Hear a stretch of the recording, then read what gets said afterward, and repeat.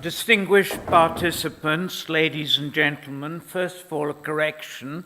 Yes, I did teach Prince Charles. Yes, I did. I was instrumental in bringing not perhaps our star pupil, Rajiv, to Cambridge. Yes, I had a hand in getting Rahul when he came incognito to Trinity under the name of Da Vinci some years back, but I didn't actually teach either engineering or development studies. I think you all know that those who can do, those who cannot teach, and those who can do neither become administrators or experts in the matter of education.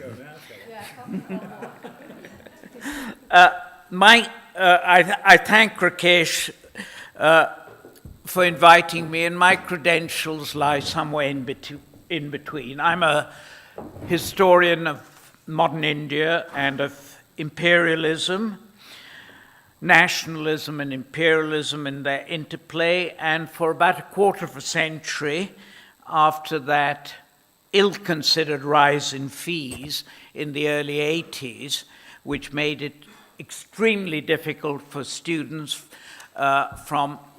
talented students from modest backgrounds to come to UK universities. I set up and ran a number of trusts which brought perhaps 15,000 talented students from overseas to Cambridge.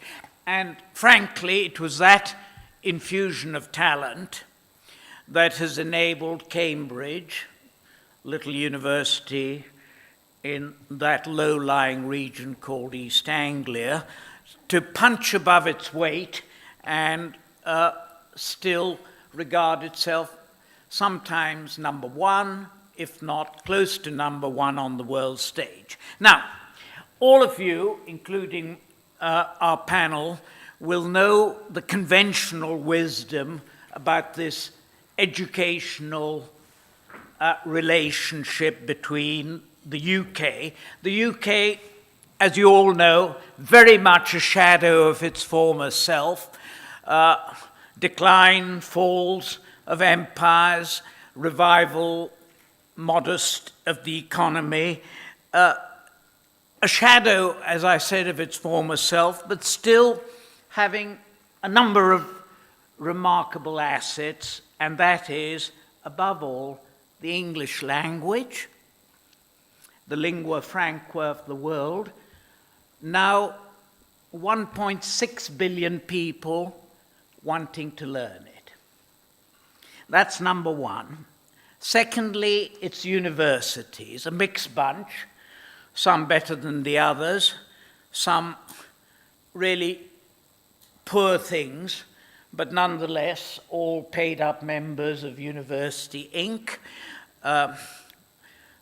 Some of them still use ink, more computing, and above all, an educational system in this country which has its buggy aspects, but has helped historically to shape the education of large parts of the world, India included. That comes from imperial days, which are now in the past. Now, I could give you all the usual familiar refrains, and I won't do that. Keeping the doors open of the best universities here to talent from overseas, India especially, because of the links, rather than encouraging Indians to go primarily to the United States. Scholarships to encourage those who can't afford the high costs.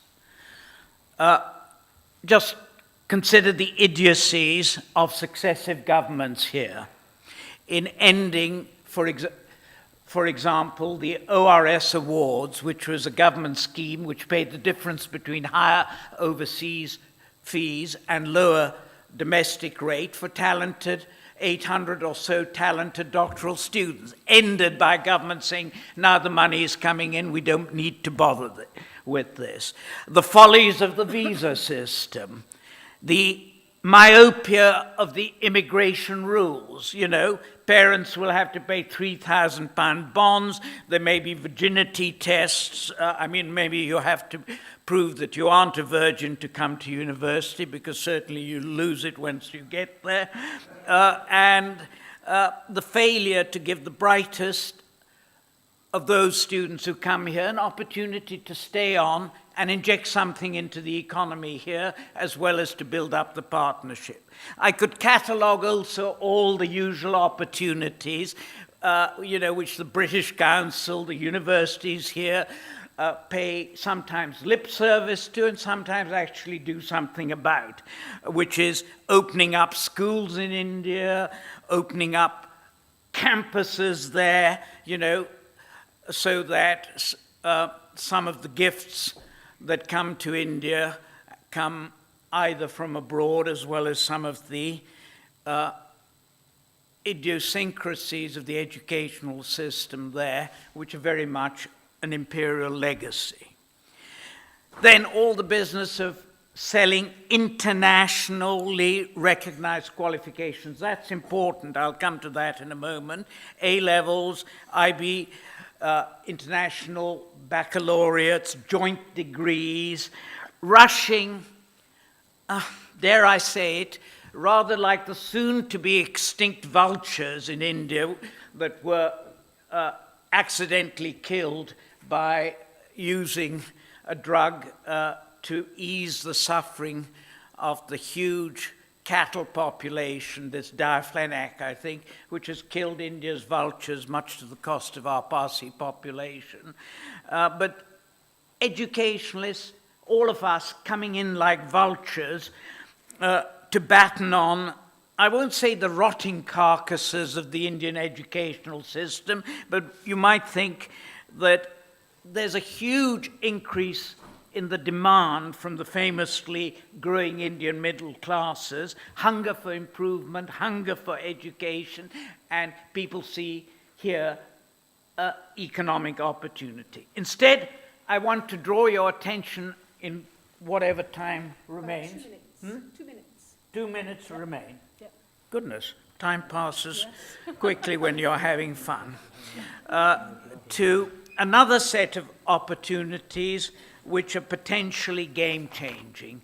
1 minute for each. One is for Britain, in partnership with India, to capture the question of the whole business of having internationally benchmarked qualifications at every level of the Indian educational system, from the base to the top, so that this deterioration in quality, which has gone with the huge increase in quantity, we've got 17 million in the universities today. Since independence, from 1.5 million, it's gone to 50 million in the secondary school systems.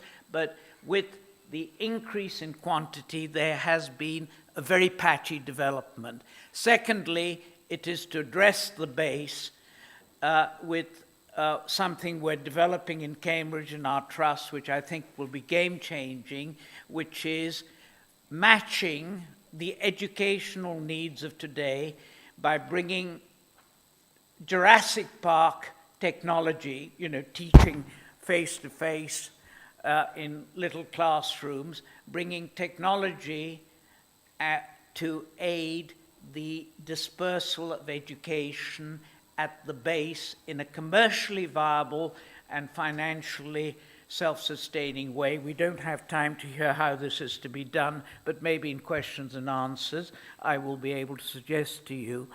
Fundamentally, we can talk about Jurassic Park.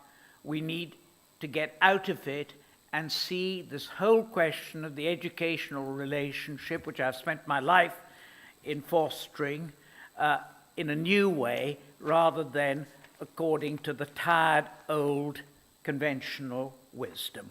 But you'll have to wait, since to hear how we can change the world in discussion. Thank you. Thank you.